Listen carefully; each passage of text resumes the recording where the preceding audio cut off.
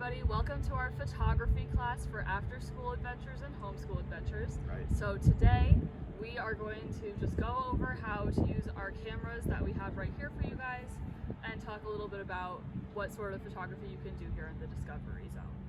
So should we start by going over the buttons on the camera? Sure. Okay. Yeah, we could do that. So we have here our Discovery Zone Red cameras. We'll talk in a little bit about the logistics of getting these cameras from us, or should we do that first? Well, we will schedule that with Yeah. the parents. So we will definitely schedule a time when we can meet and distribute the camera to you, and it'll be your camera to borrow, essentially for as long as you'd like to use it. For the class, if you'd like to go further and take a long walk with it, as long as you're following our safety protocols, you can do that. But we will arrange all that with the parents. That should not be a problem. And then we're going to obviously get the camera back, and then we will send you the pictures that your children have taken during the class. Yep. So you don't have to worry about getting the pictures off yourselves. So we're going to, I think you guys will see a picture of what I'm about to do as well, but the buttons on the camera, so these are big kid cameras.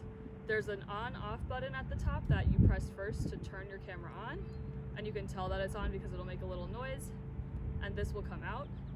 And then the main button on the camera is just the one on the top that is a little bit raised, and you press and hold it to take a picture. And you can tell that the picture's been taken because it shows up on your screen. So before I get into the other buttons, we do have a couple of rules for using our cameras that are really important while we're out here. The first and most important rule is that whenever you use a camera, you must have your wrist strap on. If your wrist is small enough, then we want you to double wrap the wrist strap. But if it's not, then just one wrap is okay.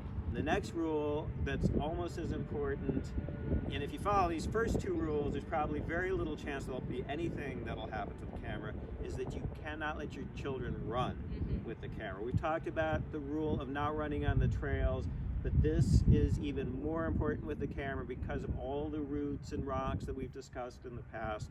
It's really easy to trip out there, so you have to be really careful that they are not running. Right. So as long as they've got that on their wrist and they are not running, we should be good. But what are a couple other things you think they should know about? Let's see. So a couple other things, like Mr. Tom was saying, of course, if you're running and you trip on a root or a rock, that wouldn't be good. But you should always stop walking when you're about to take a picture. So if you take a picture while you're walking, it's going to come out really blurry. Plus, you wouldn't be looking at the ground, so you still could trip on something. So whenever you want to take a picture of something, just stop where you are and take the picture, and it'll come out better that way. Another important rule is that we only want you guys to use these cameras to take pictures and not videos. And that's because videos take up a lot of space on the SD card, and we want you guys to be able to take as many pictures as possible. And if you do end up accidentally taking a video, we just won't be able to send that to you because it will be impossible to send that to you. Another thing to think about, parents, when your kids are just walking and enjoying the park, you could have them turn the camera off. Because once that camera is turned off, it's also a lot less likely to get broken if in fact they fall. We understand accidents happen, but yeah, so we want to make sure if they're not using it, camera off. And then one other thing I think, Miss Kaylee, to mention, we're gonna definitely be rolling a lot of logs when we're out here for some of our classes, but for this particular class, if you guys want to check under logs or something like that, make sure it's not the person with the camera rolling the log. Right. Yeah. And then the last thing I'd say in terms of rules is that if you guys take pictures you don't like, don't worry too much about deleting them. When we get the pictures from you, we'll go through them and we'll send you the good ones. So yeah, because Miss Kaylee knows that we've had some kids that have accidentally deleted all of their photos, and it's really sad. Not that we wouldn't let you come back out here and do it again, but they would be really disappointed. So we will just delete anything that's blurry, and maybe I will say let's leave it at no more than 100 pictures. Yeah. So we don't want this to turn into like an automatic, like constantly taking pictures at everything. Let's try to look for quality pictures. And now Miss Kaylee and I are going to talk about, you know, some of the different things you can do and think about and how to use your camera. Yeah. Okay. So like I said, just to refresh, the button to turn the camera on is on top of the camera, and you can tell it's on when the screen lights up. And then the button to take a picture is the big silver button right here on your camera that you need to press and hold to take a picture. So one tip for picture taking is that, and then again, you guys should see a picture of this too. On the camera, there's a little knob right next to the button to take the pictures. And if you push the knob one way, you'll zoom in on the camera. And if you push it the other way, you'll zoom back out. So you can do that to get closer to something you want to take a picture of without actually moving closer. Another thing is if you are looking through your camera and there's something that's a little bit blurry, you can press the picture button down halfway until it focuses, and then press it down all the way to take the picture. So that's how you use our cameras. Yeah. Do you have anything to add to that? No, I think we should just give them some examples, right. And we'll walk around. I would just say with the Zoom, you guys, experiment with it. Try 2 different things. For example, Miss Kaylee, I see some buttercups sort of blowing in the wind over there. So Miss Kaylee could try to take a picture of that really close up, and then also try to take a picture of that zooming in, and just sort of look at, you'll be able to see the picture, right? Yeah. And did we discuss how to find the picture that they've just taken? No.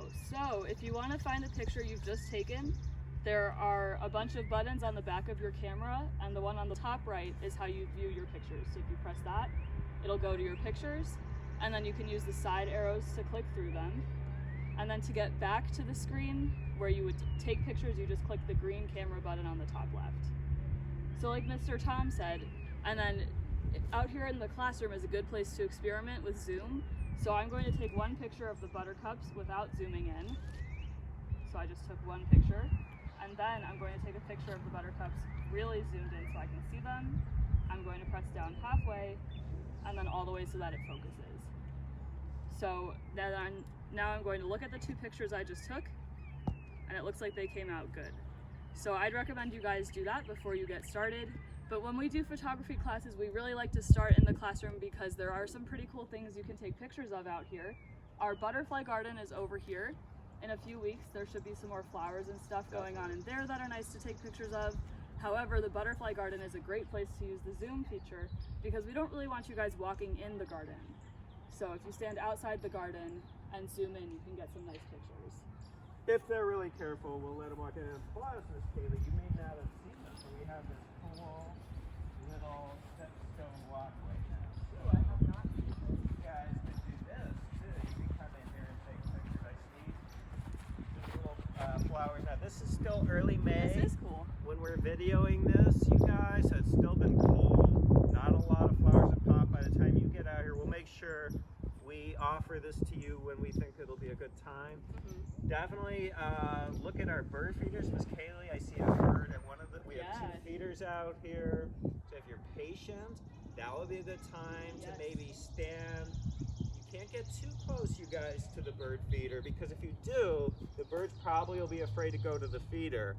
But if you stand maybe 10 feet away or so, and you're patient, and use your zoom for this, you might be able to get a really cool picture of the birds in the classroom or at Froggy Freeway where we start our walk. You might be able to get a picture, and I see a bird. Unfortunately, there he is. Yeah, so I'm going to take a picture of this bird with my camera. And then another thing that we like to do, you guys, and Miss Kaylee can demonstrate this, is you can pretend like you're an insect and you're crawling up a tree.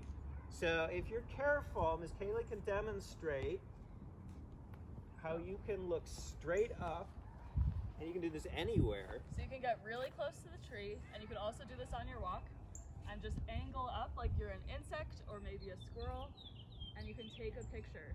And you can get some really cool shots. Yes. And just be really careful that your lens isn't hitting the tree trunk. Yeah. But you could definitely get some really cool shots with that. You can experiment. Typically people are taking pictures vertically, but you could horizontally, but you can go try like this? vertical pictures too, especially when you're taking something that's long like a tree. That would work really well. So Miss Kaylee, I'm thinking the classroom garden is a great place to start. Maybe head on over, but sometimes people like to take a picture of the pavilion.